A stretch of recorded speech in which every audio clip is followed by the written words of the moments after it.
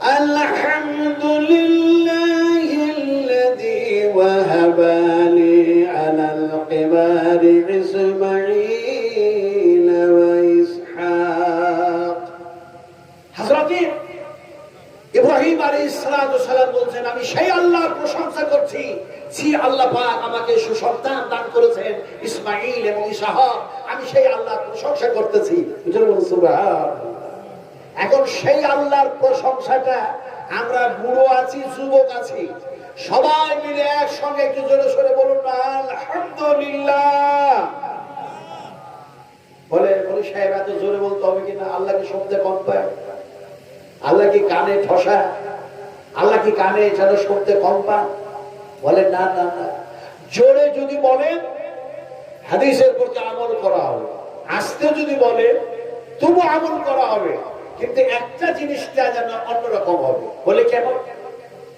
নবী করিম সাল্লাল্লাহু আলাইহি ওয়াসাল্লাম সাহাবায়ে কেরামদেরকে সঙ্গে করে নিয়ে জিহাদের ময়দানে চলছেন। সাহাবীরা যেন দেখা যায় জোরে জোরে তালবিয়া যেন করছে, আল্লাহু আকবার, আল্লাহু আকবার, আল্লাহ মহান, আল্লাহ সবচেয়ে বড়। এত জোরে জোরে বলে আল্লাহু আকবার, আল্লাহু আকবার। সে সময় বিশ্ব নবীজি বলেন, হে আমার সাহাবায়ে কেরামরা, তোমাদের জানের উপরে রহম করো, জানের উপরে রহম করো, জানের উপরে রহম করো। তার মানে এ সময় যেন কাফিরদের সঙ্গে দ্বীনের শত্রু যারা, তাওহীদের শত্রু যারা, রিসালাতের শত্রু যারা, নবীর শত্রু যারা, ইসলামের শত্রু যারা, এক আল্লাহর শত্রু যারা, সেই শত্রুদের সঙ্গে মোকাবেলা করার আজকে দিন। ফলে যেন জিহাদের ময়দানে যাচ্ছ শক্তিহীন আর ক্ষীণ করে দিলে হবে না। ফলে তোমরা তোমাদের জানের উপরে রহম করো। তার মানে তোমরা যদি আস্তেও বলো আল্লাহ পাক শুনতে পান, আর জোরে যদি বলো তাও শুনতে পান। ইন্নাল্লাহা সামিউন বাসীর। আল্লাহ পাকের শোনার মধ্যে কোন রকমের প্রবলেম থাকে না, সমস্যা থাকে না। ফলে তোমরা তোমাদের জানের উপরে রহম করো। এটা হচ্ছে একটি নবীজির কথা। আবার একটা সময় আসলো ঈদুল আযহা, ঈদুল ফিতর, এখন যেতে হবে ঈদের ময়দানে নামাজ পড়ার জন্য, সালাত আদায় করার জন্য। সে সময় দেখা যায় বিশ্বনবী মুহাম্মদ সাল্লাল্লাহু আলাইহি সাল্লামের সাহাবীরা দেখা যায় আস্তে আস্তেই যেন তালবিয়া পড়ছেন। নবীজি বললেন এই সময় জোরে জোরে তালবিয়া পড়ো, জোরে জোরে তালবিয়া পড়ো। আল্লাহু আকবার, আল্লাহু আকবার, লা ইলাহা ইল্লাল্লাহ, আল্লাহু আকবার, আল্লাহু আকবার, ওয়া লিল্লাহিল হামদ। জোরে জোরে পড়ো। কেউ জিজ্ঞেস করলেন, হে রাসূল, সেই দিন যেন বলছিলেন পথের মধ্যে চলতে গিয়ে তোমাদের জানের উপরে রহম করো, আর আল্লাহ পাক এমন এক আল্লাহ, আস্তে বললেও শুনতে পান, জোরে বললেও শুনতে পান। আজকে কেন জোরে জোরে জোরে তালবিয়া পড়া লাগবে? নবীজি বললেন, শোনো আমার সাহাবীরা, তোমাদের ব্যাপারে রাত্রির বেলায় আল্লাহ পাক ফেরেশতাদেরকে সঙ্গে করে নিয়ে তোমাদের ব্যাপারে বাজেট পাস করেছেন, বাজেট যেন পেশ করেছেন। তারপরে দেখা যায় যে সব থেকে উপহার, ইনাম, প্রাইজ গুলি তোমাদের দেওয়া হবে, সেইগুলি নিয়ে আলোচনা হয়েছে। সেই যেন ইনাম নেওয়ার জন্য, উপহার পাওয়ার জন্য তোমরা যাচ্ছ যেন ঈদের মাঠে ময়দানে, তোমরা যেন আল্লাহর যেন দেখা যায় প্রশংসা করবে, পবিত্রতা বয়ান করবে, আল্লাহ মহান এই বলে ঘোষণা করবে। আল্লাহ যত খুশি হবেন, ফেরেশতারাও যেন খুশি হবেন। আর তোমরা এ সময় যা বলবে, এই যেন পর্বতগুলি, গাছগুলি আর জমিনগুলি যেন কিয়ামতের মাঠে তোমাদের হয়ে যেন সাক্ষী দেবে। ইয়াউমাইযিন তুহাদ্দিসু আখবারাহা, জমিন তোমাদের সাক্ষী দিবে। ফলে এই সময় একটু তালবিয়া জোরে জোরে পড়ো। তাহলে জোরেও পড়া, আস্তে পড়ার দুটাই দলিল আসলো। কেউ আস্তেও বলেছেন, কেউ একটু জোরেও বলেছেন। এবার আপনাদেরকে আমি বুঝাই, মাগরিবের ফরজ নামাজ শুরু করলাম আমরা পুরুষেরা, এই জায়গাতে শুরু করলাম ধরলেন, অথবা মসজিদে। এখন ইমামতি যিনি করছেন মাগরিবের ফরজ নামাজে, তিনি এখন পুরুষ না মেয়ে মানুষ? বলেন হ্যাঁ, পুরুষ। এখন সেই পুরুষ ইমাম মাগরিবের ফরজ নামাজ পড়তে গিয়ে আলহামদুলিল্লাহ জোরে পড়ে না আস্তে পড়ে? জোরে পড়ে তো। আচ্ছা, মেয়েরাও এখন দেখা যায় মাগরিবের ফরজ নামাজ শুরু করেছে। এখন ওই বেটি ছেলেগুলো ওরা আসতে পড়ে আলহামদুলিল্লাহ জোরে পড়ে? হ্যাঁ, মেয়েরাও জোরে পড়ে? কথা বুঝে। হ্যাঁ, সূরা ফাতিহা মেয়েরা জোরে পড়ে, আসতে পড়ে? তা আপনারা কি বেটি ছিলেন নাকি যে আলহামদুলিল্লাহ আসতে পড়বেন? পুরুষত্বতা বজায় রাখতে হবে। পুরুষত্বতা বজায় রেখে আমাদেরকে এক আল্লাহর নৈকট্য লাভের উদ্দেশ্যে জোরে বলতে হবে। বলুন আলহামদুলিল্লাহ। আরো ভালো করে বলুন আলহামদুলিল্লাহ। আমি বুঝাতে পারছি না, এমনি করে পড়ে আলহামদুলিল্লাহি রাব্বিল আলামিন। বিশ্বনবী মুহাম্মদ রাসূলুল্লাহ সাল্লাল্লাহু আলাইহি সাল্লামের প্রতি অসংখ্য অগণিত দরুদ ও সালাম অবতীর্ণ হোক। আল্লাহর প্রশংসা করলাম, নবীজির উপরে দরুদ পাঠ করলাম। এবার আপনাদের সামনে যে সমস্ত ওলামারা বক্তব্য রাখছিলেন আমার পূর্বে, তিনারা যেন বিভিন্ন দেখা যায় বিষয়বস্তু, বিভিন্ন যেন দেখা যায় মাযমুনের উপরে আলোচনা করেছেন। তিনারা যা কিছু বলেছেন আপনারা তা শুনেছেন। আমি নাজবালাম কিছুই যেন বলতে পারি না। আল্লাহ সুবহানাহু ওয়া তাআলা আমাকে যা কিছু বলা দেবেন শুধু বলবো না, তা থেকে যা শুনবেন শুধু শুনবেন না, বরং বলার চাইতে শোনার চাইতে আমরা উত্তম আমল করার চেষ্টা করব। একবার কি ইনশাআল্লাহ পড়ে নেওয়া যাবে না? যাবে না? যাবে তো? যাবে তো? বলুন ইনশাআল্লাহ। বুঝে পড়ছেন ইনশাআল্লাহ না না বুঝে? ইনশাআল্লাহ কি জিনিস বুঝে পড়ছেন? যে কথা বুঝে বলা হয়, যে কর্ম বুঝে করা হয়, সেই কর্মের মধ্যে আর কথার মধ্যে ভুল হওয়ার সম্ভাবনা থাকে না। যে কর্ম না বুঝে যে কাজটা করা হয়, যে কথাটা না বুঝে বলা হয়, সেই কথার মধ্যে কর্মের মধ্যে ভুল হওয়ার সম্ভাবনা 100% থাকে। তো ইনশাআল্লাহ কি জিনিস বলেন? আপনারা তো বুঝেছেন, বলেন ইনশাআল্লাহ কি জিনিস? এই তো ভালোই বুঝেছেন। হায় রে বাবা, আমি যদি জিজ্ঞেস করি আল্লাহু আকবার, হাত পাতলাম এইখানে, দোয়া কি পড়েন? বলেন বলেন দোয়া কি পড়েন? দোয়ায়ে সানাটা কি? দোয়াটা কি পড়েন? আল্লাহুম্মা। আরো ভালো করে বলতে হবে, বলেন কি পড়েন? কোন আল্লাহ বাদবানি নাই। সারা জীবন কি করে আসলাম? আল্লাহ বাদবানি নেই, ওখানে আছে নাকি? যদি বলা হয় আল্লাহুম্মা বাদবানি, তাহলে বাইতুলের মানে হয়ে যায় বাড়ি, ঘর। দাঁড়িয়েই বলছে আল্লাহুম্মা বা'id বাইনি ওয়া বাইনা খাতায়ায়া কামা বা'আতা বাইনাল মাশরিকি ওয়াল মাগরিবি। আয় আল্লাহ, আমার বাড়ি থেকে আমাকে এতটাই দূরত্ব করে দাও, বাইনাল মাশরিকি ওয়াল মাগরিবি, যেখানে সূর্য উদয় হচ্ছে আর সূর্য অস্তমিত হচ্ছে, এতটা দূরত্ব করে দাও। আল্লাহ বলছে কোন খাবার খাবা? এরা সাথে করে চেন্নাই আর বোম্বাই যাওয়ার জন্য দোয়া করছে, বাড়ি থেকে দূর করে দাও। বুখারী শরীফের হাদিস, বিশ্বাস করো ওই জায়গাতে আমার মায়েরা, বোনেরা, আমার ভাইয়েরা, বাবাদেরা, বন্ধু বরেরা, বিশ্বনবী মুহাম্মদ রাসূলুল্লাহ সাল্লাল্লাহু আলাইহি সাল্লাম যেন বলেন, ওখানে পড়েন আল্লাহুম্মা বা'id। বা'id কে মানে হলো দূর, করিব কে মানে হলো কাছে। বিস্তারিত আলোচনা করব না, রাত্রি যেন অনেক বেশি হয়ে গেছে। আল্লাহুম্মা বা'id, বা'id কে মানে হলো দূর। ফলে ওখানে তয়ের উচ্চারণ করলে হবে না, দয়ের উচ্চারণ করতে হবে। আল্লাহুম্মা বা'id বাইনি ওয়া বাইনা খাতায়ায়া কামা বা'আতা বাইনাল মাশরিকি ওয়াল মাগরিব। হায় হায়, সারা জীবন নামাজে দাঁড়িয়ে বলছে আল্লাহুম্মা বা'id বাইনি, আল্লাহুম্মা বা'id বাইনি, আর হলো আল্লাহুম্মা বা'id বাইনি।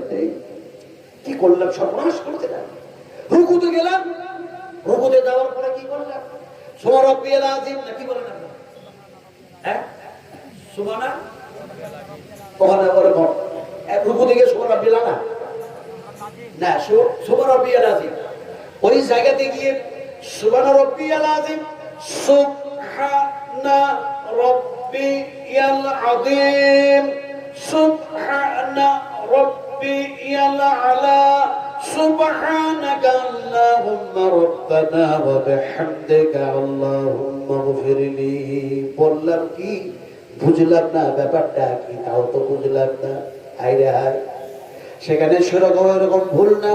এরকমটা দেখা যায় রুকু থেকে উঠলাম আর বললাম সামি আল্লাহ বলে মানা হামেদা, না কি বলেন আপনারা? তাও বুঝেন না, কি বলেন আপনারা? সামি আল্লাহ ওটা না আছে নাকি?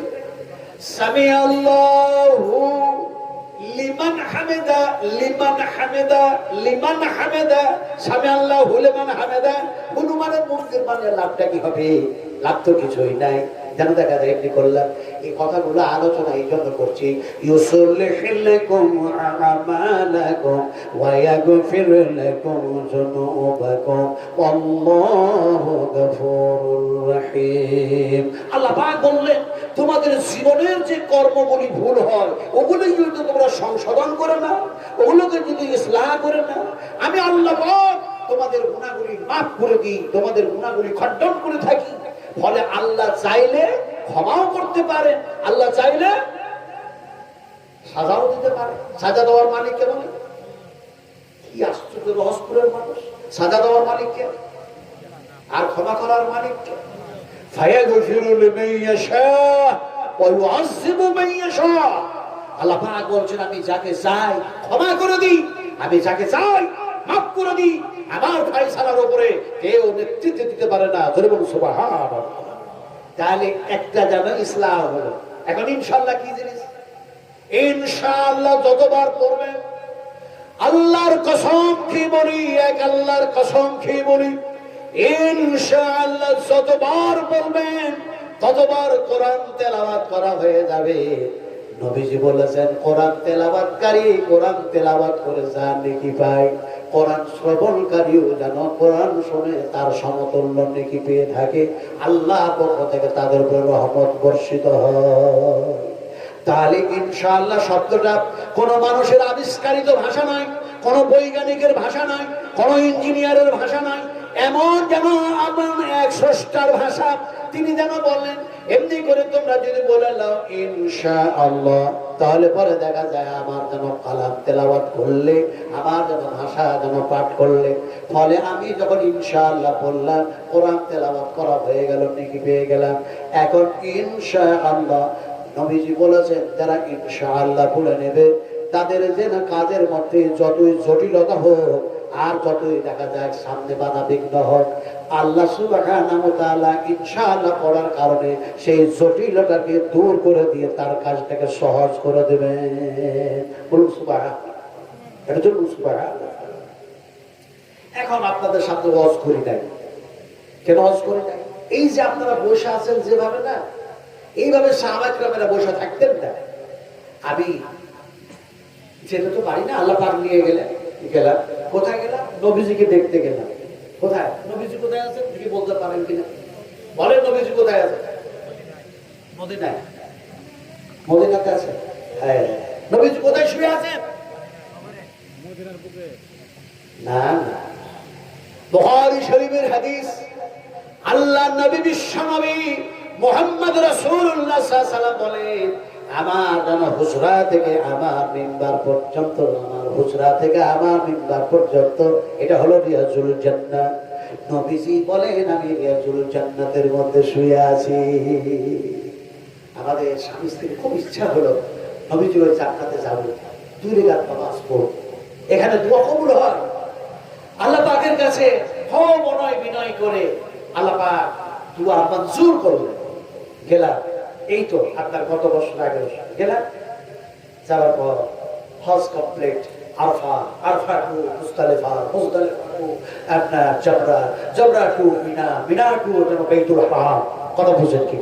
আমি অত লম্বা হজ করবো না, প্রথমে বলেছি তো নবী করিম সাল্লাল্লাহু আলাইহি সাল্লাম যে জায়গায় শুয়ে আছেন রিয়াজুল জান্নাহ, বেহেশতের মধ্যে শুয়ে আছেন। সুবহানাল্লাহ বললেন না? আপনারা এমন এক মানুষ, এটা জন্য সুবহানাল্লাহ। যখন ওখানে গেলাম মেয়েরা কিন্তু যেতে পারবে না, রিয়াজুল জান্নাতের মধ্যে যাবে, কিন্তু নবীজিকে জিয়ারত করার জন্য, দেখার জন্য, নবীজিকে যেন দেখা যায় সালাম, যেন তেনাকে সালাম জানাবার জন্য, নবীজির উপরে দরুদ পাঠ করবে, এই কাছে মেয়েরা যেতে পারবে না, পুরুষেরা শুধু যাবে। বাবু সালাম গেট দিয়ে ঢুকবে আর নবীজিকে প্রথমে গিয়ে দেখা যায় বলবে আসসালামু আলাইকা ইয়া রাসূলুল্লাহ। আপনারা তো নবীকে সালাম টালাম দেন না, আপনারা আহলে হাদিস মানুষ নাকি? আপনারা নবীকে সালাম দেন? দেন না? মরবেন তো কাফের হয়ে পড়ে যাবে। নবীকে সালাম না দিয়ে পৃথিবীর কোন মুমিন মুত্তাকিন মানুষ 3 রাত গত করতে পারে না। বলে কেন করতে পারে না? আপনি সুন্নাত নামাজ পড়ছেন, বেতন নামাজ পড়ছেন, তাহাজ্জুদের নামাজ পড়ছেন, ঈদুল ফিতরের নামাজ পড়ছেন, ঈদুল আজহার নামাজ পড়ছেন, ইশরাকের নামাজ পড়ছেন, চাস্তের নামাজ পড়ছেন, ফরজ নামাজ পড়ছেন। নামাজ পড়তে গিয়ে তাশাহুদে বসে গেলেন, আর তাশাহুদে বসে গিয়ে নবীকে সালাম জানাতে লাগলেন। التحيات لله والصلوات والطيبات السلام عليك أيها النبي। এখানে বলতে সালাম দেয় না, আর তাকে হাসতে শুরু করেছে। কথা বুঝলো? কথা বুঝলো? ওই যে বলেছি না বুঝে যা বলা হয় ওর মধ্যে ভুল থাকে। নবীজিকে সালাম আপনারা দিলেন না দিলেন না বলেন? আর এত কথা বলছেন যে আমরা নবীকে সালাম করি না। নবীর সালাম না দিয়ে, নবীর শাফাআত আর সুপারিশই না করিয়া, নবীর হাতের পানি পান না করিয়ে এমনি এমনি শুধু শুধু এমনি শুধু শুধু কত সহজ। আমি অত লম্বা কথা বলবো না, কথা বলতেছিলাম নবী করিম সাল্লাল্লাহু আলাইহি সাল্লামের কাছে গিয়ে নবীকে সালাম দিলাম, আসসালামু আলাইকা ইয়া রাসূলুল্লাহ। আবার যেন দেখা যায় দরুদ পাঠ করলাম, দরুদ ইব্রাহিম পাঠ করতে করতে হাজারো পাপী, হাজারো গুনাহগার, দেখা যায় তার দিলটা যদি পাহাড়ের চাইতে, পাথরের চাইতে বেশি শক্ত, লোহার চাইতে বেশি যদি মজবুত হয়, তারপরে নবীজির ওখানে গিয়ে কাঁদছে, অঝর ময়না কান্না করছে, আসসালামু আলাইকা ইয়া রাসূলুল্লাহ, হে আল্লাহর রাসূল, আমি আপনার উম্মত, আপনার যেন এখানে এসেছি জিয়ারত, আপনাকে সালাম জানাবার জন্য দরুদ পাঠ করলাম। তারপরে সালাম দিলাম, হযরত আবু বকর সিদ্দিক শুয়ে আছেন, আসসালামু আলাইকুম ওয়া রাহমাতুল্লাহি ওয়া বারাকাতুহু, ইয়া আবু বকর সিদ্দিক রাদিয়াল্লাহু তাআলা আনহু পাশেই শুয়ে আছেন হযরত ওমর ফারুক। আবার সালাম দিলাম, আসসালামু আলাইকুম ওয়া রাহমাতুল্লাহি ওয়া বারাকাতুহু, ইয়া ওমর ফারুক রাদিয়াল্লাহু তাআলা আনহু। চোখের পানি ঝরাতে ঝরাতে জান্নাতুল বাকির দিকে বেরিয়ে চলে গেলাম। কথা বলছিলাম রিয়াজুল জান্নাহ, রিয়াজুল জান্নাতের মধ্যে মেয়েরা যেতে পারলো, কিন্তু এই জায়গায় যেতে পারলো না। দুটি জায়গা, একটা হচ্ছে বাবু সালাম কেটে নবীকে সালাম জানাবার জন্য মেয়েরা অনেক দূর থেকে ব্রিগেড দেওয়া আছে, তার পাশ থেকে নবীকে সালাম জানানো, আসসালামু আলাইকা ইয়া রাসূলুল্লাহ, তারপরে দরুদ পাঠ করলো, ইত্যাদি ইত্যাদি। এখন তারপরে ওরা ওখানে যেতে পারলো না। আর যেতে পারলো না কোন জায়গায়? জান্নাতুল বাকিতে, যে জায়গায় 1000 নয়, 2000 নয়, 5000 নয়, 10,000 সাহাবায়ে কেরাম রাদিয়াল্লাহু তাআলা আনহুম শুয়ে আছেন। দরুদ সুবহানাল্লাহ। হযরত আবু বকর, হযরত উসমান গনি শুয়ে আছেন। হযরত উসমান গনির মতো মানুষ যে জায়গায় শুয়ে আছে, সেই জায়গাতে অগণিত সাহাবী শুয়ে আছেন। নবীজি ওই জায়গার কথা বলেছেন যে এই জায়গা থেকে 1000, 2000, 5000, 20000, 50000 নয়, 70000 মানুষ বেহিসাব জান্নাতে চলে যাবে। দরুদ সুবহানাল্লাহ। জান্নাতুল বাকি কথাটা বলতেছিলাম আপনাদের কাছে যে সেই জায়গাতে নবী করিম সাল্লাল্লাহু আলাইহি সাল্লাম শুয়ে আছেন। এখন নবীজির কথাগুলি আপনাদের সামনে বলবো, এক আল্লাহর কথা বলবো। এখন যে কথাটা বলছিলাম যে আমি এখনো ওয়াজ শুরু করি নাই, এই বলেছিলাম নবী কোথায় শুয়ে আছেন, তা আপনারা বললেন মদিনার বুকে, কিন্তু নবী শুয়ে আছেন জান্নাতের মধ্যে। যেমন সুবহানাল্লাহ, যেমন সুবহানাল্লাহ। সুযোগ হলে যাবেন, আল্লাহ পাক সেই তৌফিক যাতে দান করেন আপনাদেরকে। জোরে বলে আল্লাহুম্মা আমিন। আমি মুসাফির মানুষ, আপনাদের দোয়া করব, কেউ যাবেন না। আজকে এমন কিছু হাদিস আপনাদের শোনাবো। মাওলানা ইসমাইল কাসেমি সাহেব তারানগরী সাহেব চলে গেছেন, মাওলানা আব্দুল হক তিনিও চলে গেছেন, এমনি করে মাওলানা শামসুজ জাহা তিনিও চলে গেছেন, এমনি করে মাওলানা শওকত সাহেব তিনিও চলে গেছেন, মাওলানা জিবুর রহমান তিনিও চলে গেছেন, এমনি করে মাওলানা মুসলিহ উদ্দিন তিনিও চলে গেছেন, এমনি করে দেখা যায় আব্দুল হান্নান তিনিও চলে গেছেন। সমস্ত এরকম ওলামারা সব চলে গেছে, আল্লাহর কাছে জমা হয়ে গেছে। আইনুল বাড়ি আলিয়াদের মতো মানুষ, হোসেন সালভি সাহেবের মতো মানুষ, আব্দুল ওয়াহাব রহমানির মতো মানুষ, মাওলানা মুসলিম রহমানি হাফেজাহুল্লাহদের মতো মানুষ মালদা জেলা তিনরা চলে গেছে। কথা বুঝেন কিনা? এখন দেখা যায় এই যে আলেমগুলি সব চলে গেছে, তো মাওলানা ইসমাইল কাসেমি হাফেজাহুল্লাহ আমাদের তারানগরী সাহেব, একদিন আমরা দুজনায় ওয়াজ করে আসছি আপনার 16 টাকা মাদ্রাসা থেকে, আর আপনাদের এখানকার মাওলানা আব্বাস সাহেব হব চন্দ্রাল আলেমেদ্দিন, হব চন্দ্রাল আলেমেদ্দিন মাওলানা আব্বাস, তো আসছি। তো ওনারা বললেন যে আজকে তো আপনি এখানে প্রধান বক্তা ছিলেন, আপনার বক্তব্য শুনতেছিলেন, আপনি ইমানের বারে ওয়াজ করছিলেন, ইমানের উপরে ওয়াজ করছিলেন, আর যখন আপনি আয়াতগুলি পড়ছিলেন আমরা খুব সুন্দর করে শ্রবণ করছিলাম, আর যখন আপনি ওই হাদিস বয়ান করতে গিয়ে যখন দেখা যায় ওই আপনি বললেন যে বিশ্বনবী মুহাম্মদ রাসূলুল্লাহ সাল্লাল্লাহু আলাইহি ওয়াসাল্লাম তিনি সর্বপ্রথম তিনার খবরটা ফেটে যাবে, আল্লাহ ফাটায় দিবেন, নবীকে জীবিত করবেন, তারপরে নবীজি অপেক্ষা করবেন, তারপরে হযরত আবু বকর জীবিত হবে, তারপরে ওমর জীবিত হবে, নবীজি তারাকে সঙ্গে করবেন, তাদেরকে সঙ্গে করে নিয়ে অপেক্ষা করবেন। এমন সময় জান্নাতুল বাকি থেকে মানুষগুলি জীবিত হয়ে উঠবে, তারাকে জীবিত করে আল্লাহ পাক উঠাবেন, তারাকে সঙ্গে করে নিয়ে ইয়াউমুল কিয়ামা মহাহাশরের দিকে যেন নবী চলতে থাকবে। বড় আব্বাস, বড় ইসমাইল, তারা নগরী সাহেব, ওনারা যেন হাত ধরে আমাদের বলতেছে, সে সময় মনে হচ্ছিল, সে সময় সত্য সত্য আমাদের মনে হচ্ছিল যে ওই জান্নাতুল বাকি মানুষগুলির সাথে ওমর আবু বকরের সঙ্গে বিশ্বনবীর হাত ধরে আমরাও যদি ইয়াউমুল কিয়ামতে যেতে পারতাম তাহলে পরে কামিয়াব হয়ে যেতাম।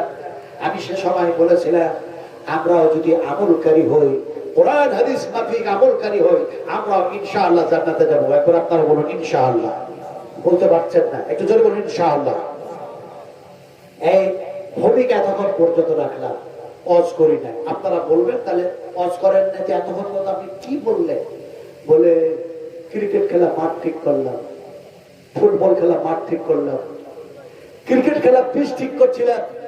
তার মানে ব্যাপারটাই হচ্ছে যে ক্রিকেট খেলা পিচ আপনারা ভাবছেন ইডেন গার্ডেন, যে ফুটবল খেলা মাঠ ভাবছেন ইডেন গার্ডেন, ওই মাঠ ঠিক করি না। আল্লাহর কসমকে বলছি, ওই মাঠ ঠিক করি না, ওই পিচ ঠিক করি না।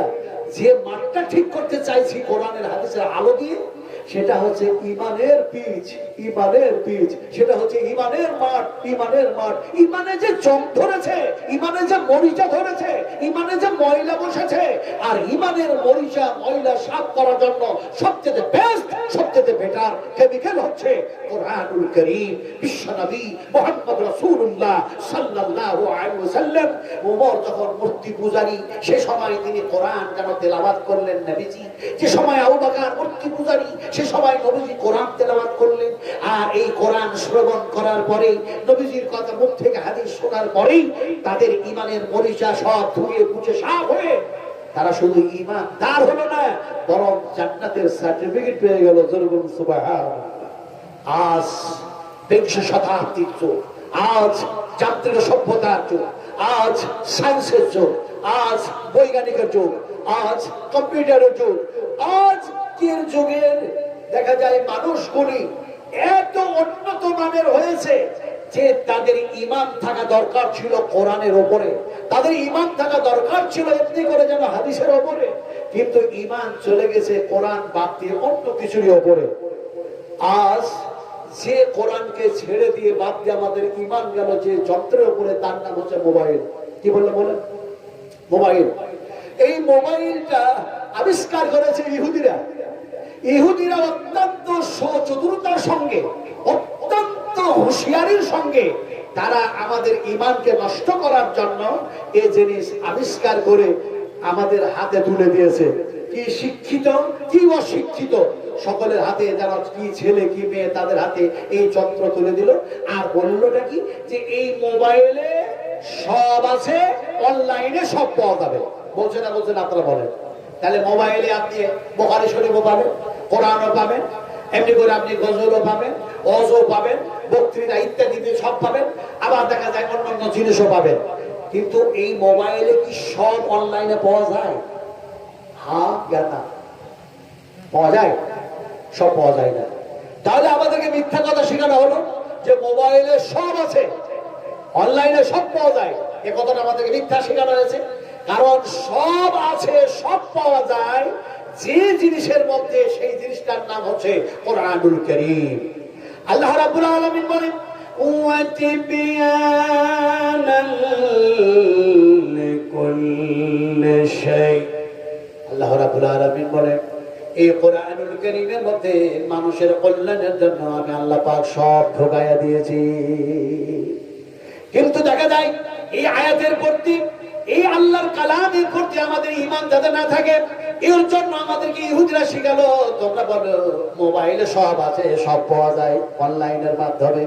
যদি তাদের কথা ঠিক হয় তাহলে আমি নাজবালাম চ্যালেঞ্জ করবো আর বলবো যদি অনলাইনে সব পাওয়া যায় তাহলে কিয়ামতের মাঠে আল্লাহ পাক আমার ডান হাতে আমলনামা দিবে না বাম হাতে আমলনামা দিবে। এক্ষুনি আমারে দেখায় দাও, দেখতে চাই। পারবে? অনলাইনে পারবে? তাহলে এরা আমাদের ঈমান নষ্ট করার জন্য ইহুদিরা এটাই ব্যবস্থা করেছে। আল্লাহ পাক আমাদের ঈমানকে হেফাজত করার জন্য আমাদেরকে সকলকে তৌফিক দান করে। আল্লাহু আমিন। আসুন ঈমানের মরিচা সাফ করার ওয়াজ করি আপনাদের সামনে।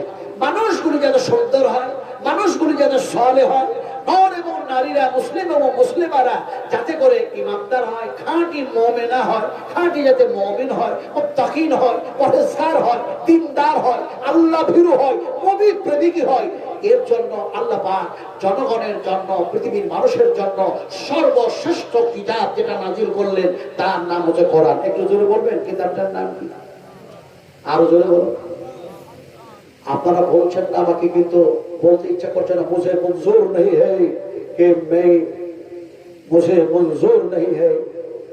আমার ইচ্ছাই হয় না যে আপনাদের সামনে অন্য কিছু বলি, কিন্তু এরকম বলতে বাধ্য করেন না। কোরআনের শত্রু আছে না নেই?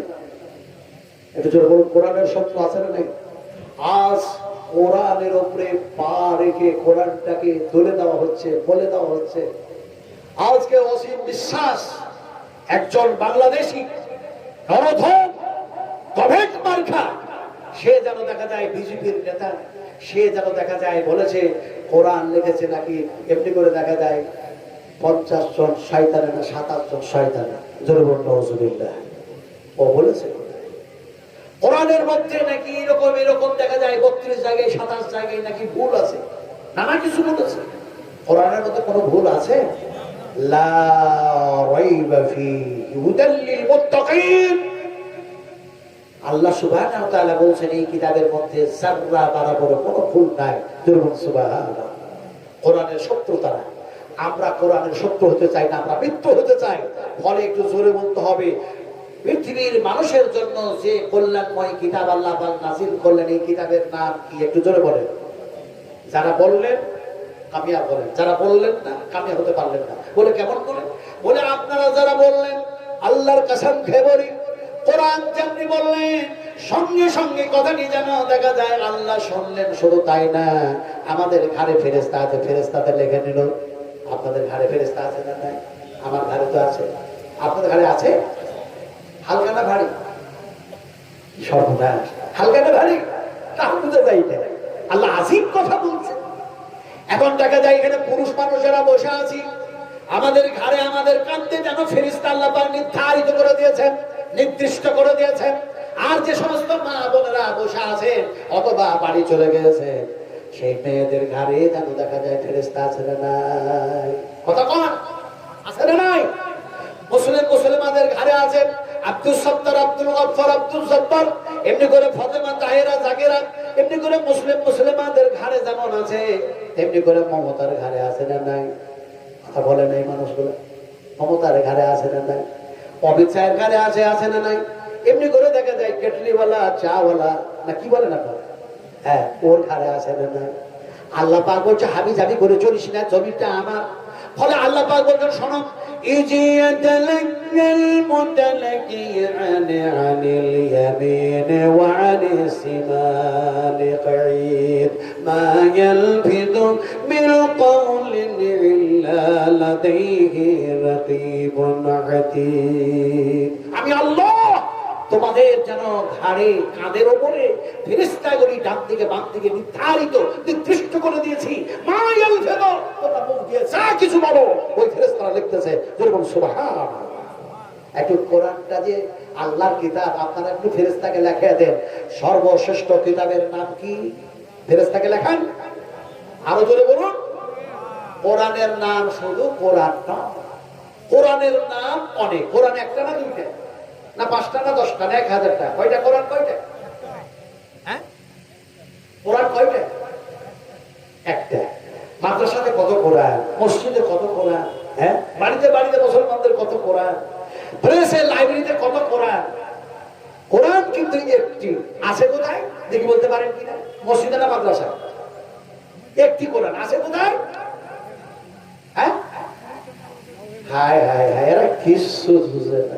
কোন জায়গাতে আজকে আমি ওয়াজ করতেছি আল্লাহই জানে। আগামী কালকে বিরাট এক মাদ্রাসার জালসা আছে আপনার দক্ষিণ দিনাজপুর। আমাকে বলছিল মিরাজ, আমাকে বলছিল যে শায়েখ আমরা তো স্টুডেন্ট লাইফ থেকে আপনার বক্তব্য কোরআনের তাফসীর শুনে আসছি, যখনই শুনি তখনই মনে হয় যে এই মানুষটা আজ এত বয়স হয়ে গেল, তারপরেও দেখা যায় কোরআন থেকে যখন আলোচনা করেন তখন মনে হয় শুনেই যায়। আপনার আমার আগেও বলছিলেন যে আমরা ছাত্র জীবনে এনার বহুবার ওয়াজ শুনেছি, বলছিল না? তো উনি বলছিলেন যে আগামীকাল আপনি কোথায় যাবেন? বলে আমি আগামীকাল এমন একটা জায়গায় যাচ্ছি যে আমার বৃদ্ধে দেখা যায় আপনার ব্রেলি যারা তারা বলেছে ওকে যাতে না কথা বুঝেন কিনা, তার মানে আমার মজমুন ওখানে বেঁধে দেওয়া হয়েছে, আয়াত দিয়ে মজমুন বাঁধা হয়েছে, শিরকের উপরে ওয়াজ করতে হবে। আর আয়াত থাকবে ইন্নাল আরদা লিল্লাহি ইউরিসুহা মান ইয়াশা মিন ইবাদি ওয়াল আকিবাতু লিল মুত্তাকিন। এই বক্তব্যটা ছিল, এই ভাষাটা ছিল ফেরাউনের সামনে, আর এই বক্তব্য রেখেছিলেন এই আয়াত দিয়ে যিনি, তার নাম হচ্ছে হযরত মূসা আলাইহিস সালাতু সালাম। কথা বুঝলেন কিনা? উনি আমাকে বলছিলেন যে কালকার মজমুনটা ব্যাপারে যদি কিছু বলতেন আমাকে। যতক্ষণ এসছি আমি ওখানে 8:30 থেকে শুরু করে ততক্ষণ বলতে পারে বকিয়ে খেয়েছে। কথা বুঝলেন কিনা? আপনি ওয়াজ কি করবেন, কোন কোন কিতাব আপনি স্টাডি করেন, মোতালা করেন। তো কথাটা বলতেছিলাম যে আগামীকাল যে জায়গায় যাব সেখানে সেই দলিলটা বলেছে যে ওরে যাতে আসতে না দেওয়া হয়। আলহামদুলিল্লাহ, সুবহান আলহামদুলিল্লাহ, নিয়ামতুল্লাহ এমএলএ ভাই, তারপরে বরকত সাহেব নদী ডিস্ট্রিক্টের একজন বিশাল বড় অফিসার, তিনি আমাকে বললেন যে আপনি যান, আমি কুশমন্ডি থানাতে এসআইকে ফোন করে দিয়েছি আপনার ব্যাপারে, ইনশাআল্লাহ কোনো অসুবিধা হবে না। আলহামদুলিল্লাহ বলেন, আলহামদুলিল্লাহ। ওনারা ফোন করেছেন কুশমন্ডি থানাতে। কথা বুঝেন কি? এখন কমিটিকে ডেকেছে এবং ডাকার পরে ওনাকে বলে দিয়েছে যদি তিনার কোন রকমের অসুবিধা হয় তাহলে তিনাকে জবাব দিয়ে দাও, তিনি আসবেন না। আর যদি তার হেফাজত করো, মান সম্মান রক্ষা করতে পারো তাহলে ভালো। আর যদি ডেকে নেওয়ার পরও যদি কোন রকমের কিছু হয় তাহলে তোমাদেরকে আমরা অ্যারেস্ট করতে বাধ্য হয়ে যাবো। যেরকম আলহামদুলিল্লাহ, এই সাহায্য কার পক্ষ থেকে? আর জোরে বলেন।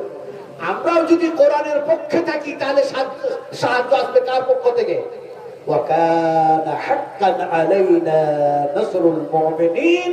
আল্লাহ পাক বলছেন যে মুমিনেরা আমার কাজ করে, আমি আল্লাহ পাক তাদের উপরে আমার মদদ আর সাহায্য আমি অবশ্যই নাযিল করে থাকি, অবতীর্ণ করে থাকি। জোরে সুবহানাল্লাহ। তো আপনাদের বলছিলাম যে আজকে আমি যে ওয়াজটা আপনাদের সামনে করতে চাইছি, কোরআন, একটি কোরআন আছে কোথায় বলতে পারছেন না? একটু জোরে বলেন, কোরআন কোথায় আছে?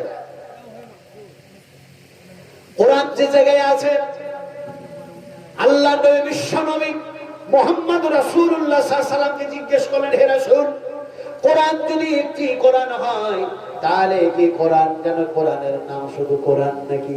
নবী বললেন না, কোরআনের নাম শুধু কোরআন না, কোরআনের নাম অনেক কোরআন নাম আছে। আল্লাহর নাম কি শুধু আল্লাহ নাকি?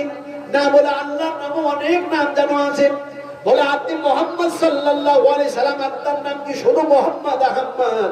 নবীজি বললেন আমারও নাম যেন অনেক নাম আছে।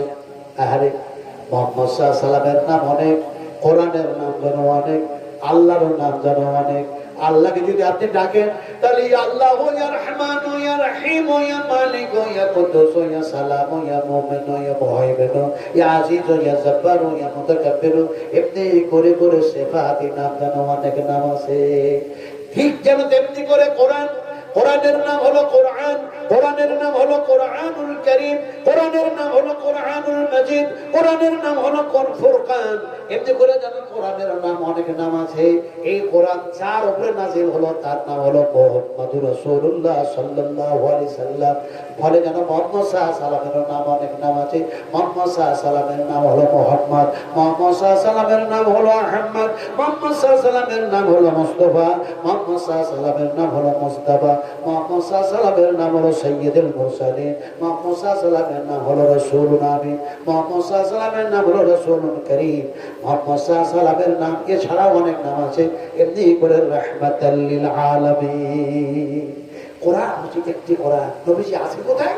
নবী বললেন এই পৃথিবীটা দেখো অনেক বড়, আর এতটাই বড়, এতটাই আল্লাহ পাক প্রশস্ত করে দিয়েছেন যে এই জমিনে কাউরি কোনো কিছুরই অসুবিধা হবে না থাকার জন্য। ওয়াল্লাযী জাআলা লাকুমুল আরদা দালুলান ফামশু ফি মানাকিবিহা ওয়া কুলু মির রিজকিহি ওয়া ইলাইহিন নুশুর। আল্লাহ পাক বলছেন এই জমিনটাকে তোমাদের জন্য আমি প্রশস্ত করে দিয়েছি। সুবহানাল্লাহ বলবেন না আপনারা? এটা জোরে সুবহানাল্লাহ। আল্লাহ পাক কি আমাদেরকে ওয়াজ শোনাচ্ছে, কি নসিহত, কি ওয়াসিহত, কি যেন এক সত্যর আলোচনা আমাদের ঈমানকে যেন তাজা করার জন্য, ঈমানের মরিচাগুলিকে সাফ করার জন্য, রূহের খোরাকের জন্য আল্লাহ পাক কি কথা বলতেছেন। বিশ্বনবী মুহাম্মদ রাসূলুল্লাহ সাল্লাল্লাহু আলাইহি ওয়াসাল্লাম বললেন এই গোটা বিশাল এক পৃথিবীর যেন মিডিল জায়গা, মধ্যম জায়গা হচ্ছে বাইতুল হারাম, এই কাবা। এই কাবার সামনে সামনে আসমানে মুক্তাসার আলোচনা করছে, সংক্ষিপ্ত আলোচনা। এই সামনে সামনে আরেকখানা জায়গা আছে, সেই জায়গাটার নাম হচ্ছে আপনার এমনি করে দেখা যায় বাইতুল মামুর মসজিদ। কি নাম বললো বলেন? বাইতুল মামুর। আপনাদের এই জালসা কেন হচ্ছে? ঈদগাহের ব্যাপারে আপনারা জালসা করছেন, ঈদগাহের উন্নতি করবে। খবর শুনেছেন? ঈদগাহ থাকবে না, মসজিদগুলি থাকবে। এমনি করে ইমাম যদি থাকে তাহলে কি হবে? মাদ্রাসাগুলিতে শিক্ষকেরা থাকবে, তরুণরা থাকবে, কিন্তু তাদের সিলেবাসে আর তাদের যেন দেখা যায় নিয়ম মোতাবেক চলবে না, গভর্নমেন্ট চালাবে। ইহুদিরা ঠিক করেছে, ইসরায়েল ঠিক করেছে, এমনি করে আমেরিকা ডোনাল্ড ট্রাম্প ঠিক করেছে, এমনি করে মোদিজি, এমনি করে অমিত শাহজি তাই যারা চিৎকার করে বলছে এটা রাম রাজত্ব কায়েম করবো আমরা। রাম রাজত্ব কায়েম করব। রামায়ণ পড়াতে হবে, সর্বপ্রথম রামায়ণ পড়াতে হবে মাদ্রাসাতে, তারপরে কোরআন পড়ানো হবে, তারপরে হাদিস পড়ানো হবে। আপনারা কি রামায়ণ মহাভারত পড়াবেন? কথা বল। কিন্তু তারা সুপ্রিম কোর্টে পাশ করে নিয়েছে, এসআইআর ব্যাপারে যেমন পাশ করে নিয়েছে, মানুষকে হয়রানি করলো, তেমনি করে এটাও পাশ করে নিয়েছে। ঈদগাহ এখানে হয় এক আল্লাহর যেন ইবাদত, তারই যেন গোলামি, তাকেই যেন সিজদা করা হয় ঈদগাহে। মসজিদে কার ইবাদত হয়? কথা জোরে বলতে হবে, ঈমানি জজবাত দিয়ে কথা বলুন। মসজিদে কাকে সিজদা করা হয়? আল্লাহ পাক বলেন ওয়াসজুদু ওয়াখতারিব, তোমরা আমার সামনে সিজদায় পড়ে দাও। আমি এক আল্লাহর গোলামি করতে গিয়ে সিজদায় যখন পড়ে যাও তখন তোমরা আমার নিকট থেকে নিকটবর্তী হয়ে যাও। নবীজি বলেছেন তোমরা যখন আল্লাহর সামনে সিজদায় পড়ে যাও তখন আল্লাহ আর বান্দার মধ্যে কোনো পর্দা থাকে না, ডাইরেক্ট সম্পর্ক হয়ে যায়। সুবহানাল্লাহ, সুবহানাল্লাহ। এখন সেই ঈদগাহ উন্নতি করবে আমরা জালসার আয়োজন করেছি, আর আমাদের অবস্থা এরকম। কথা বুঝেন কিনা? আমাদের অবস্থা এরকম। কথা শোনাবার অনেক ছিল, বলার আমার অনেক ছিল, আপনারা নিত্য নতুন কথা শুনতে পারতেন। যদি আপনারাকে জিজ্ঞেস করি নতুন কথা বলতে পারবেন। এখন বসে আছেন মাটির উপরে, জমিনের উপরে, না আকাশের উপরে? বলেন, কোথায় বসে আছি আপনারা? বলেন, জমিনের উপরে। আচ্ছা, জমিনটা যদি না থাকে, সাগর যদি না থাকে, পাহাড় যদি না থাকে, সূর্য যদি না থাকে, আকাশ যদি না থাকে, আল্লাহ সমস্ত সবকিছু যদি ধূলিসাৎ করে দেন আর করবেন, তখন মানুষগুলো জমিনে থাকবে না আকাশে থাকবে? কোথায় থাকবে বলেন? কোথায় থাকবে? ওয়াজ তো শুনেছেন সারা জীবন। বলেন, মুসলিম শরীফের হাদিস, হাদিসের রাবি হচ্ছেন উম্মাহাতুল মুমিনিন মা আয়েশা সিদ্দিকা রাদিয়াল্লাহু তাআলা আনহা। তিনি বলছেন, হে রাসূল, যদি এমনি করে দেখা যায় সূর্য, চন্দ্র, তারকা, যত যাবতীয় যা কিছু আছে সব আল্লাহ ধ্বংস করে যদি দেন, সব তো ধ্বংস হবেও। ইযাস সামাউল ফাতারাত ওয়া ইযাল কাওয়াকিবুল তাসারাত ওয়া ইযাল বিহারু ফুসসিরাত ওয়া ইযাল কুবুরু বু'সিরাত আলিমাত নাফসুম মা কদ্দামাত ওয়া আখারাত ইয়া আইয়ুহাল ইনসান। সব যেন কথা আল্লাহ পাক এ জায়গায় বলে দিয়েছেন। আল্লাহ ব্যতীত সব কিছু আল্লাহ পাক হালাল আজান ধ্বংস করে দেবে। এমনি করে দেখা যায় ধ্বংস হয়ে যাবে, নাস্তে নাবুদ হয়ে যাবে। সে সময় নবীজি আপনি বলুন আমরা মানুষগুলি কোথায় থাকবো? আপনি বলে দেন। উম্মাহাতুল মুমিনিন মা আয়েশা যখন এই কথা বললেন, বিশ্বনবী মুহাম্মদ রাসূলুল্লাহ সাল্লাল্লাহু আলাইহি ওয়াসাল্লাম সে সময় বলেন আয়েশা, সেই সময় যেন আল্লাহ পাক এই মানুষগুলিকে রাখার জন্য একটা যেন দেখা যায় পথ তৈরি করবেন, একটি জায়গা তৈরি করবেন, একটি রাস্তা তৈরি করবেন, একটু সেতু তৈরি করবেন। যে জায়গার উপরে, যে সেতুর উপরে মানুষগুলি দাঁড়িয়ে থাকবে, সেই সেতুর নাম হচ্ছে যেন পুরুষেরা। আল্লাহু আকবার, আল্লাহু আকবার। মা আয়েশা কাঁদতে শুরু করলেন, অঝর নয়নে যেন পানি চোখ থেকে ঝরাতে শুরু করলেন, আর বললেন, হে রাসূল, আল্লাহ পাক যখন জমিন আকাশ পাহাড় পর্বত সমস্ত সবকিছু ধ্বংস করে দিবেন, আর দেখা যায় আল্লাহ ব্যতীত কেউ যখন থাকবে না, মানুষগুলিকে রাখার জন্য, তার হয়ে থাকার জন্য কি পুরুষেরা বানায়, পুরুষেরা উপরে রাখবে। নবী বললেন, হ্যাঁ হ্যাঁ, মানুষগুলি যেন পুরুষেরা উপরে দাঁড়ায় থাকবে। ওই পুরুষরাকে আমরা কেউ দেখেছি? নবী করিম সাল্লাল্লাহু আলাইহি ওয়াসাল্লাম অনেক কথা বলেছেন। রাত্রি বেশি হয়ে যাচ্ছে, একজন দুইজন করে উঠে উঠে চলে যাচ্ছেন। আমি মুসাফির মানুষ, আল্লাহর কসমকে বলছি, আপনাদেরকে এমন 3টা দোয়া দেব। আমি মুসাফির মানুষ, 3টি দোয়া দেব। একটি দোয়া হচ্ছে, নবীজি বলেছেন, পিতা মাতার দোয়া কবুল হয়, মাজলুম মানুষের দোয়া কবুল হয়, মুসাফিরের দোয়া কবুল হয়। আমি মুসাফির একটা দোয়া দেবো, যেটা নবী দোয়া দিয়েছেন, যে দোয়াটি ইমাম বুখারী রাহমাতুল্লাহ আলাইহি বুখারী শরীফের মধ্যে দোয়াটাকে কোট করে দিয়েছেন, ওই দোয়াটা আমি দিব আপনাদেরকে। একটা কথা বললাম, একটা ওয়াদা করলাম। 2 নম্বর ওয়াদা করছি যে আল্লাহ পাক আপনাদের ভালো আমলের দিকে লক্ষ্য করে ক্ষমা করে জান্নাতের মধ্যে পড়াবেন। আল্লাহ আপনাকে 3টা কথা বলবেন। ওই ভাষা 3টি কি? আল্লাহর ওই ভাষা 3টি কি? ওই 3টা ভাষা শোনাবো।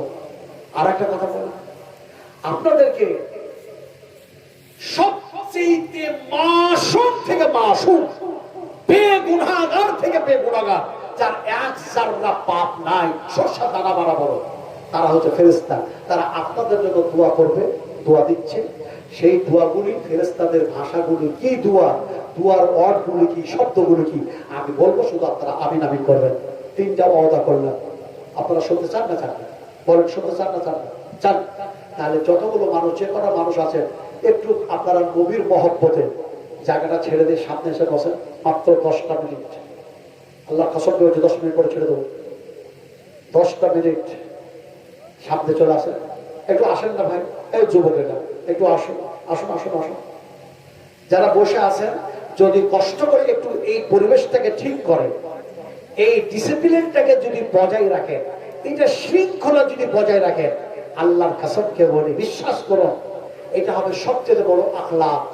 ইন্নাকা লাআলা খুলুকিন আযীম। আল্লাহ পাক নবীকে নবুয়ত দান করেছেন, নবীকে কোরআন দান করেছেন, নবীকে বাইয়ানাত দান করেছেন, নবীকে মুজিজাত দান করেছেন, নবীকে সাইয়্যিদুল মুরসালিন খেতাব দিয়েছেন। কিন্তু নবীকে সবচেয়ে উত্তম আখলাক দান করেছিলেন। ইন্নাকা লাআলা খুলুকিন আযীম। নবীর আখলাক ছিল সবচেয়ে উন্নত মানের আখলাক। আমরা সেই নবীর উম্মত, আমরাকে সর্বশ্রেষ্ঠ উম্মত হতে হবে। সর্বশ্রেষ্ঠ উম্মতের গুণাগুণ কেমন হবে, কোয়ালিফিকেশন কেমন হবে, এদের চরিত্র কেমন হবে, এদের কৃষ্টি কালচার কেমন হবে, এদের তেহজিব কেমন হবে, এদের তামাদ্দুন কেমন হবে, একটার পর একটা যদি আলোচনা করতে যায়, আলোচনা লম্বা হয়ে যাবে। কুনতুম খায়রা উম্মাহ, কুনতুম খায়রা উম্মাহ, কুনতুম খায়রা উম্মাহ উখরিজাতিল লিন-নাস তা'মুরুনা বিল মারুফ ওয়া তানহাউনা আনিল মুনকার। কথাটা বলতেছিলাম, যদি সর্বশ্রেষ্ঠ উম্মত হতে হয়, তাহলে এই গুণের কথা আল্লাহ পাক এই জায়গায় যেন আলোচনা করেছেন। দুর্বল সুবহানাল্লাহ। আপনারা যে জায়গায় বসছিলেন, সেই জায়গা ছেড়ে নবীর মহব্বতে এই জায়গায় এগিয়ে এসছেন। আল্লাহ পাক আপনাদের আশাটা কে গ্রহণ করুন, কবুল করে নেন। আর আপনারা যে পা ফেলেছেন, এই পা জটা ফেলে সামনে এগিয়ে আসে। আল্লাহ যাতে পা ফেলার পরিবর্তে দেখা যায় নেকির খাতায় নেকি যাতে বৃদ্ধি করতে দুর্বল্লাহ হবে, এটা দুর্বল্লাহ হবে। কথা বলতেছিলাম, ঈদগাহ একটা বানাতে গেলে সত্যি কত যে টাকার দরকার। আল্লাহ কসমকে বলছি, বিশ্বাস করুন, আপনাদের এখানে আসার জন্য রাস্তা ছিল না। একটা সময় এমন একটা দিন গেছে, মানুষ আলের ওপরে, মাটির ওপরে হেঁটে হেঁটে মানুষ যেন এসছে, আসতে পারে নাই। দেখা যায় সেই সাদেবান হাজি, সেই যেন দেখা যায় ওই মসজিদে আব্দুর রাজ্জাক মসজিদে দেখা যায় মানুষ যেন ফিরেছে, আসতে পারে নাই। আজকে আপনাদের রাস্তাঘাট কত ভালো হয়েছে, মানুষগুলি খেতে পেত না, অনেক মানুষ খেতে পেত না, কাপড় যেন গরমে কাপড় পেত না, খাবারের ক্রাইসিস ছিল, কাপড়ের ক্রাইসিস ছিল, রাস্তার অভাব ছিল। আজ আল্লাহ পাক কত দিয়েছে, পাকা বাড়ি আর বাড়ি, বাড়ি আর বাড়ি, জমি আর জায়গা, অট্টালিকা, গাড়ি গাড়িতে ভরপুর করে দিয়েছে, রাস্তাঘাট কি সুন্দর দিয়েছে, মানুষের অভাব আর নাই। সেই তুলনায় এখন আর অভাব ওই রকম নাই, আছে? কথা বলেন, আছে? নেই? ফলে আল্লাহ পাক আপনাদেরকে বলছেন, ইয়া আইয়ুহান্নাস যুকুরু নি'মাতাল্লাহ, হে মানুষ সকল আমার নিয়ামতগুলি স্মরণ করো, আমি আল্লাহ পাক তোমাদেরকে কি কি নিয়ামত দান করেছি। জরুর সুবহানাল্লাহ। তো ঈদগাহ ছিল না একটা সময়, ওই পাকুড় ডিস্ট্রিক্ট টাউন, তোর ডিস্ট্রিক্ট টাউন হয় না, আমি যখন ছিলাম ডিস্ট্রিক্ট টাউন হয় না। তো এখন ওই জায়গাতে একটা ঈদগাহ তৈরি হয়েছে, সেই 34 বছর ধরে আজও পর্যন্ত সেখানকার এরা ইমাম পাতি রেখেছে। আমি 2টা ঈদে কেবলমাত্র ঈদের নামাজ পড়াবার জন্য সেই যেন 150 কিলোমিটার দূর থেকে আসতে হয়, 200 কিলোমিটার দূর থেকে আসতে হয়, আপ এন্ড ডাউন দেখা যায় 300-400 কিলোমিটার রাস্তা। আমাকে আমি বলেছি, এবারও এসেছিলাম, আমি বললাম আব্দুল গারি মিলিটারি আর্মি, এমনি করে দেখা যায় আরো যারা ছিলেন আব্দুল শুকুর, অনেকে বললেন যে আপনারা একবার আমাকে অবসর দেন। বলে আপনি হচ্ছেন যে এমন এক ইমাম যে আপনাকে দিয়েই এই ঈদগাহের জায়গা কেনা হয়েছে, আপনাকে দিয়েই তো ঈদগাহের উদ্ঘাটন করা হয়েছে, উদ্বোধন করা হয়েছে। এই এলাকার মানুষগুলি আজকে দেখা যায় জানি না কার দুয়াতে কি হয়েছে, কি ছিল, মানুষগুলো আল্লাহ পাক কি বানিয়েছে। ফলে যেদিন আপনি আসতে পারবেন না, আমরা বুঝতে পারবো আপনি আর আসতে পারছেন না, কিন্তু যতদিন আল্লাহ পাক আপনাকে হায়াতে তাইয়্যিবা দান করুক, যতদিন বেঁচে থাকে আপনার ইমামতি করা লাগবে। তো সেই ঈদগাহ প্রথমে দেখা যায় 5 কাঠা 10 কাঠা এমনি করে 1 বিঘে, তারপরে 1.5 বিঘে, তারপরে 2 বিঘে, তারপরে দেখা যায় কত তিরফল, কত সাবানা, কত কি হয়ে গেল। কথা বুঝেন কিনা? মানুষ চেয়েছে একটাই, যে এই আরেকটা তো ওর নিজের জন্য বলে না, আমাদের কল্যাণের জন্য, আমাদের ঈদগাহের জন্য, আমাদের সিজদাগাহের জন্য, এক আল্লাহর গোলামি করার জন্য আমাদের কাছে চাইছে। আমরা যদি না দিই তাহলে কি মুশরিক দিবে, তাহলে কি ইহুদি দিবে, তাহলে কি নাসারারা দিবে, তাহলে কি খ্রিস্টানেরা দিবে, তাহলে কি অন্য জাতি দিবে? এই জাতিকেই দেওয়া লাগবে।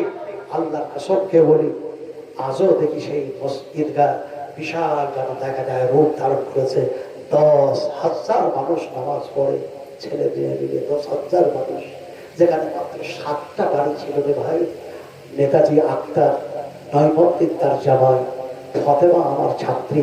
আমি অত কথা বলবো না, কথাটা বলতেছিলাম যে ফতেমার মায়ের নাম হচ্ছে মাসুরা, আমি সবটা চিনি জানি। কথাটা বলতেছিলাম কি, আজ তাদের অবস্থা কোন জায়গা থেকে কোন জায়গায় পৌঁছে গেছে, কথা বুঝুন।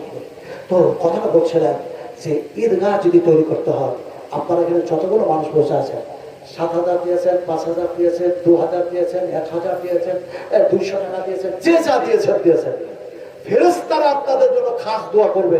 আল্লাহর কসমকে বলছি, আমি বলেছি ফেরেশতাদের ওই ল্যাঙ্গুয়েজগুলো, ভাষাগুলো শোনাবো, শুনলে আমিন আমিন করবেন। এখানে যতগুলো মানুষ বসে আছেন, ফেরেশতাদের চাইতে নিস্তাতি আর কেউ হয় না। তো ওই ফেরেশতারা দোয়াটা করবে, সেই দোয়াটা আমি করবো, আল্লাহ যাতে কবুল করে নেয়। তো ফলে এখানে 10টা মানুষ শুধু নিয়ত করবেন, আল্লাহ আপনাকে দেখি নাই, আপনার জান্নাত দেখি নাই, জাহান্নাম দেখি নাই, নবীজিকে দেখি নাই, আল্লাহ নবীর হাতের পানি পান করে কিয়ামতের মাঠে ভীষণ দিন, কঠিন দিন, আল্লাহ ওই নবীর হাতের পানি পান করে যাতে বেহেশতে যেতে পারি সেই তৌফিক তুমি দান করে দিও। সেই নবীর কথা শোনার পরে আমি তোমার রাস্তায় 1,000 টাকা দান করছি। যদি এটা নিয়ত করে কেউ 1,000 টাকা লেখিয়ে দিতে, ফেরেশতারা যে দোয়া দেবে সেই দোয়া আমি কোনো শুধু খালি আমিন আমিন করবেন। আল্লাহ পাক আপনাদের এই ভালো আমলের দিকে লক্ষ্য করে 3টা ভাষা বলবেন, ওই ভাষা 3টা কি হবে সেই ভাষা 3টা আমি বলবো, শুধু খালি আপনারা আমিন আমিন করবেন। আর মুসাফির মানুষ দোয়া করবো, নবীজি বলেছেন মুসাফিরের দোয়া কবুল হয়। ফলে নিশ্চয়ই নবীর কথা সত্য, নবীর কথা মিথ্যা নয়। আপনারা বলুন, সত্য কথা বলা ভালো না মিথ্যা কথা বলা ভালো? সত্য কথা বলা ভালো, মিথ্যা কথা বলা ভালো। إياك كعذبا فعليه كعذبه وإياك صادقا يصبكم بعد الذي يعيدكم إن الله لا يهدي من هو مسرف قذاب। আল্লাহ রাব্বুল আলামিন বলেন, যারা সীমা লঙ্ঘনকারী হয়, সীমা অতিক্রমকারী হয় আর মিথ্যাবাদী হয়, আমি আল্লাহ তাদেরকে হেদায়েত করি না। ফলে আমাদের আল্লাহ পাক যাতে পূর্ণ হেদায়েত দান করে তার গোলামি করার জন্য তৌফিক দান করে, তাই বেহেশতে যাওয়ার জন্য, নবীর হাতের পানি পান করার জন্য কে বলবেন যে আমি 1000 টাকা লিখে দিচ্ছি, বলো না ফেরেশতাদের দোয়াটা আমি দেব ইনশাআল্লাহ। বলেন আপনি লেখাবেন? এই দেখেন তরুণ এই যুবক, আরে নবীজিকে এক সময় সাহায্য করেছেন যুবকের দলেরা, নবীজিকে সাহায্য করেছে যুবক। সেই যুবক বলছেন, হে রাসূল, আবার তো দেখা যায় জিহাদে যেতে ইচ্ছা করে। নবী বলেন, তোমার কেউ নাই? বলে হ্যাঁ আছে। বলে কে আছে? বলে দুজনের মধ্যে একজন আছে আর একজন নাই। বলে কে আছে আর কে নাই? বলে পিতা আছে, পিতা নাই, মাতা আছে। পিতা যেন জিহাদের ময়দানে গিয়ে শহীদ হয়ে গেছে। রাসূল আকরাম সাল্লাল্লাহু আলাইহি ওয়াসাল্লাম বললেন, ইযহাব, বাড়ি ফিরে যাও। ফাকুরি মা, বাড়ি ফিরে যাও, তোমার মাতা পিতার খিদমত করো, সম্মান করো। আল্লাহ পাক তোমার মায়ের 2 পায়ের নিচে আল্লাহর বেহেশত আছে। জোরে সুবহানাল্লাহ। যুবককে বললেন। আর একজন যুবক বলছেন, ফাইনা না ইয়া রাসূলুল্লাহ, হে আল্লাহর রাসূল। বুখারী শরীফে হাদিস বয়ান করছি, বিশ্বাস করুন। আল্লাহ রাসূল বলছেন, ফাইনা না ইয়া রাসূলুল্লাহ। হযরত জারীর বলছেন, ফাইনা না ইয়া রাসূলুল্লাহ, হে আল্লাহর রাসূল, আপনি যে ওয়াজগুলো করলেন, যে কথাগুলি বললেন, এইগুলি শুনলাম। শোনার পর আমার ইচ্ছা হয় আমি যদি জিহাদের ময়দানে যাই, যে শহীদ হয়ে যায়, হে রাসূল আমি যাব কোথায়? আপনি বলে দেন। আমার জীবিত অবস্থা আপনি বলে দেন। আপনি তো 1000 টাকা দিতে গিয়ে চিন্তা ভাবনা করছেন, আর তিনি বলছেন, হযরত জারীর বলছেন, আমি জিহাদের ময়দানে গিয়ে যদি শহীদ হয়ে যাই, হে রাসূল, আমার এই দুনিয়ার জীবনে জিন্দেগিতে আমি শুনতে চাই তার মুখ থেকে, আমি আল্লাহর জন্য শহীদ হলাম, আমি থাকবো কোথায়? আপনি বলে দেন। নবী বললেন, ক্বালা ফিল জান্নাহ, তুমি বেহেশতের মধ্যে থাকবে। জোরে সুবহানাল্লাহ। যুবক খুরমা খেজুর ছুঁড়ে ফেলে দিল আর জিহাদের ময়দানে গিয়ে শহীদ হয়ে গেল। রাসূলের কথা মোতাবেক সে জান্নাতে চলে গেল। আপনারা যে ঈদগাহ বানাতে চাইছেন, আল্লাহর যেন দেখা যায় সিজদাগাহের জায়গা বানাতে চাইছেন, 10টা মানুষ একটা করে 1000 টাকা লাগাইতে পারবেন না? একজন বলেছেন, আমি নামটা শুনতে চাই। আপনার নাম কি? আলমগীর আলম। আলমগীর আলম। আলমগীর 100 হল আর 9 জন মানুষ। আল্লাহ কসমকে বলছি, ফেরেশতা, অগণিত ফেরেশতা, এখানে জিনেরাও আছে, অনেক জিন, অনেক জিন। বলে আপনি কি দেখতে পাচ্ছেন? বলে জিনকেও দেখা যায় না, ফেরেশতাকেও দেখা যায় না। কিন্তু আল্লাহর হাবিব কোরআন তেলাওয়াত করছেন, সাহাবা ইকরামদেরকে সঙ্গে করে নিয়ে জিনদের জামাত যেন চলে যাচ্ছিল, থমকে দাঁড়িয়ে গেল, কোরআন শুনতে লাগলো। আর দেখা যায় সে কোরআন শুনতে শুনতে তারা যেন বলল, কি এক আজীব কথা শুনতেছি, যা জীবনের জিন্দেগিতে শুনি নাই, তাই যেন শুনতেছি। এমন সময় সেই জিনদের জামাতটা বলল, ঘোষণা করে দিল, আশহাদু আল্লা ইলাহা ইল্লাল্লাহ ওয়া আশহাদু আন্না মুহাম্মাদান আবদুহু ওয়া রাসূলুহু। তারা যেন ইসলাম কবুল করে নিল। নবী জানতেন না, পরবর্তী সময় বিশ্ব নবীকে যেন আল্লাহ পাক জানায় দিলেন, নবী তুমি জানো না, তুমি যখন কোরআন পড়তেছিলে সেই সময় জিনেরা যেন চলতে যেতেছিল, ওই জিনেরা যেন কোরআন শুনতে শুনতে শুনতে তারা যেন দেখা যায় এমনি করে ইসলাম কবুল করেছে। আর যেন আমি আল্লাহ তারাকে হেদায়েত করে দিয়েছি। কথাটা বলতেছিলাম, জিনেরাও আছে, ফেরেশতারাও আছে। আর নবীজি দেখা যায় কিয়ামতের মাঠে বলবেন, ও আমার উম্মতের, আসো আসো আমার দিকে আসো, আমার হাতের পানি পান করে নাও। নবীজি বলেছেন, এক ঢোকেরা আমার হাতের পানি পান করার সুযোগ হয়ে যাবে, পেয়ে যাবে। আল্লাহ সুবহানাহু ওয়া তাআলা তাদেরকে দেখা যায় 1000 নয়, 2000 নয়, এমনি করে দেখা যায় যেন এমনি করে কত শত জনমাস বৎসর, দেখা যায় 50,000 বৎসর করে তো খিদা পিয়াস লাগবে না। তো নবীজির হাতের পানি পান করার কারোর আশা নাই, বলবেন না যে আমি 1000 টাকা লাগাচ্ছি। তখন ঈদগার জায়গা করবেন, তখন আপনি দিবেন? বলেন 50,000 বছর এইখানে আছে, একদম পানি পান করবেন। আমি এর উপরে যদি তাফসীর করতে যাই, তাফসীর হুসাইনি, তাফসীর মারফুল কোরআন ইত্যাদি ইত্যাদি, তাহলে আয়াত আসবে, সূরা আসবে, ইন্না আ'তাইনাকাল কাউসার ফাসাল্লি লিরাব্বিকা ওয়ানহার ইন্না শানিআকা হুয়াল আবতার। এই সূরাটা একজন ইহুদি পড়লো। ইহুদি পড়ার পর সেও ইসলাম কবুল করলো। কোথায় গিয়ে করলো, কেন করলো, তার কারণটা কি ছিল, সব যদি আমি ঘটনা বলতে যাই সময় লেগে যাবে।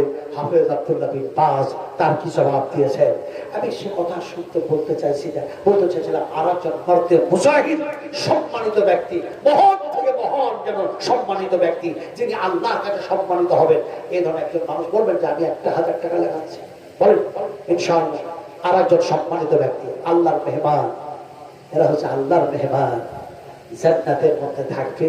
সুবহানাল্লাহ। আল্লাহ বলছেন আমার মেহমান যারা হয়, এই মেহমান, এই মুসাফিরদের সম্মান, এদের যেন ইহতিরাম, এদের যেন ইজ্জত, এদের যেন খাতির, এদের থাকার ব্যবস্থা, এদের শোয়ার ব্যবস্থা। আমি কি দেখেছি, ওই যে আল্লাহ পাক 3টা ভাষা বলবেন, আমি সে ভাষা 3টা শোনাবো। তাহলে 2 জন হলো, 3 নম্বরে আর একজন মানুষ বলেন আল্লাহর রাস্তে নবীজিকে যারা মহব্বত করেন, নিজের জান চাইতে, নিজের জীবন চাইতে, পিতা মাতার চাইতে যদি নবীকে ভালোবাসেন, আপনি যদি জমি জায়গার চাইতে বেশি ভালোবাসেন, আপনি যদি পিতা এমনি করে আর সবার যেতে ভালোবাসেন, তাহলে আমি পূর্ণ মুমিন নয়। নবী বললেন ওমর, তুমি যতক্ষণ পর্যন্ত তোমার প্রাণের চাইতে বেশি আমাকে বেশি মহব্বত না করবে, ততক্ষণ পর্যন্ত পূর্ণ মুমিন হতে পারবে না। হযরত ওমর বলেন হে রাসূল, আমার জীবনের চাইতে আপনাকে ভালোবাসি, আমার জীবনটা যখন আপনি চাইবেন তখনই আপনি পেয়ে যাবেন। লাব্বাইক ইয়া রাসূলুল্লাহ। তো আমরা তো নবীর উম্মত, নবীকে একটু মাল দিয়ে ভালোবাসতে শিখুন না। 3 নম্বরে একজন দাদা বলুন 1,000 টাকা লেখা। 3 নম্বরের দাদা, মাগরিবের ফরজ নামাজ যদি বিজোর হয়, আল্লাহ বিজোর। আল্লাহ নবী বললেন, বিশ্ব নবী জীবন আছেন এমনি করে আল্লাহ বিজোর, আর আল্লাহ বিজোরকে ভালোবাসেন, মহব্বত করেন। সুবহানাল্লাহ। সহিহ হাদিস বলছি, নবীজি বলেছেন আল্লাহ হলেন বিজোর, আর বিজোরকে আল্লাহ মহব্বত করেন, ভালোবাসেন। এমন আল্লাহর কোন ভালোবাসা বান্দা বিজোর কেউ এমন একজন মেহমান এরকম হবেন না। আল্লাহ তারে মহব্বত করবে কেউ যদি 1,000 টাকা লাগান, তাহলে 3 নম্বরের দাতা হয়ে যাবে বিজোর। বলেন কে বলবেন, বলেন আর একজন মানুষ ইনশাআল্লাহ পারেন কিনা দেখি। ঈদগাহের জন্য, সিজদাগাহের জন্য, আল্লাহর ইবাদতের জন্য, ইবাদত গায়ের জন্য, সেই জায়গার জন্য 1,000 টাকা লাগাতে পারবেন না? আরে লাট্টু মার্কা লঙ্গি, ইসমাইল লঙ্গি, নানা কিছু লঙ্গি কিনতে গিয়ে কত যেন টাকা চলে যায়। কাফনের কাপড় তো দেখা যায় কিনা হয় না 1,000 টাকাতে। কাফনের কাপড় এমনি করে দেখা যায়। কথাটা কেন বললাম, এমন একজন সাহাবী সমস্ত আল্লাহর পথে তার মাল বলি দিতে দিতে সব মাল শেষ, একটাও মাল নাই। এমনটা কি দেখা যায়, এত পুঁজিপতি ঘরের ছেলে, তারপরও তার কাছে কিছু নাই, স্বর্ণ বলে জীবনটা আছে, এই শরীরটা আছে, এই শরীরটা যেন রাখবো না, আল্লাহর পথে যেন দান করে দেব। জিহাদের ময়দানে গেল, শহীদ হয়ে গেল। নবীজির কাছে সংবাদ হলো, হে রাসূল, এমন এক আপনার সাহাবী যার জীবনের সমস্ত সম্পদগুলি আপনার মহব্বতে আল্লাহর পথে দান করে দিয়েছে, আর শেষের বেলায় যেন সে শহীদ হয়ে গেছে। কিন্তু শহীদ হয়ে যাওয়ার পরে তার কাফনের কাপড় জুটে না। নবীজি বললেন কাফনের কাপড় জুটে না কেমন কথা? বলে পায়ের দিক যদি ঢাকা হয়, মুখের দিক যেন ঢাকা হয়ে যায়, মুখের দিক যদি ঢাকা হয় তাহলে পাটা যেন ঢাকা হয়ে যায়। এরকম অবস্থা হচ্ছে, কাফনের কাপড় ছোট হয়ে গেছে, খাটো হয়ে গেছে। রাসূলজি সময় কি করব? এমন সময় বিশ্বনবী মুহাম্মদুর রাসূলুল্লাহ সাল্লাল্লাহু আলাইহি ওয়াসাল্লাম বললেন সে কি? এমন সময় যেন তিনার ব্যাপারে বললেন, অন্য সাহাবীরা সংবাদ দিলেন তিনি অন্য কেউ না, তিনি হলেন দেখা যায় এমনি করে দেখায় মুসাইব বিন উমাইর রাদিয়াল্লাহু তাআলা আনহু। এমন সময় নবী যেন বললেন আমার মুসাইব বিন উমাইর, আবার মুসাইব বিন উমাইর, আবার মুসাইব বিন উমাইর। সব দিতে দিতে দিতে তার শরীরের রক্তগুলি পর্যন্ত আমি নবীর মহব্বতে আল্লাহর রাস্তায় দান করেছি। কাফনের কাপড় জুটছে না এই সময়, ফলে ওই চাদরটা দিয়ে যেটা আছে সেইটা দিয়ে মুখমণ্ডলটা ঢেকে দাও, আর পায়ের দিকে দেখা যায় ঘাস পাতা দিয়ে ঢেকে যেন আমার সাহাবীকে যেন দফন করে দাও। আর আমাদের একটি করে কি অভাব পড়েছে যে 1,000 টাকা লাগাতে পারবেন না? কোন মা, কোন বোন, কোন আব্বা যান, কোন নানা যান, কোন আমার সোনার টুকরা বিশ্বনবী মুহাম্মদ সাল্লাল্লাহু আলাইহি ওয়াসাল্লামের সর্বশ্রেষ্ঠ উম্মত 3 নম্বরের দাতা বলেন, বলেন ইনশাআল্লাহ, বলেন, একজন বলেন। অভাব, অভাব, আপনি গরিব আছেন তাতে কি আছে? আপনি অভাবী আছেন তো কি আছে? আল্লাহ পাক বলেন স্মরণ করো তোমার পূর্বেকার কথা, তোমার মায়ের পেটে যখন তুমি ছিলে সে সময় স্বর্ণ ছিলে, কিচ্ছু ছিল না। আমি আল্লাহ তোমার খাবারের ব্যবস্থা করে দিয়েছিলাম তোমার মায়ের পেটে। ঠিক তুমি যখন আমার রাস্তায় দান করার জন্য 1,000 টাকা লেখিয়ে দিবে, তুমি অভাবী হলেও সেটা দেওয়ার ব্যবস্থা আমি আল্লাহ তৈরি করে দিব। আল্লাহর ওয়াদা সত্য, তোমার মায়ের পেটে যদি খাবারের ব্যবস্থা করে দিতে পারি, তুমি আমার রাস্তায় দান করতে চেয়েছো, ওই ব্যবস্থাটাও আমি করে দিতে পারি। সুবহানাল্লাহ, সুবহানাল্লাহ। তো বলেন একজন মানুষ, বলেন ভাই, বলতে পারবেন না? আচ্ছা দোয়াটা শুনে নেন, না পারলে শোনেন, দোয়াটা শোনেন। আল্লাহ পাক আপনাদের ভালো আমলের দিকে লক্ষ্য রেখে যেন বলবেন, ও তো খোলোহা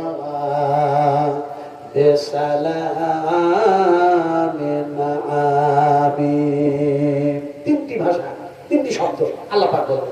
উদখুলুহা প্রবেশ করো, প্রবেশ করো। বেহেশতের মধ্যে সালাম, শান্তি আছে, আরাম আছে, আরাইশ আছে, আমিন, আর আছে নিরাপত্তা। আর এখানে দেখা যায় কোন রকমের যেন দেখা যায় মারামারি নাই, কাটাকাটি নাই, হিংসা নাই, বিদ্রোহ নাই। এখানে যেন দেখা যায় বেহেশতের মধ্যে তোমরা সুন্দরভাবে বসবাস করো।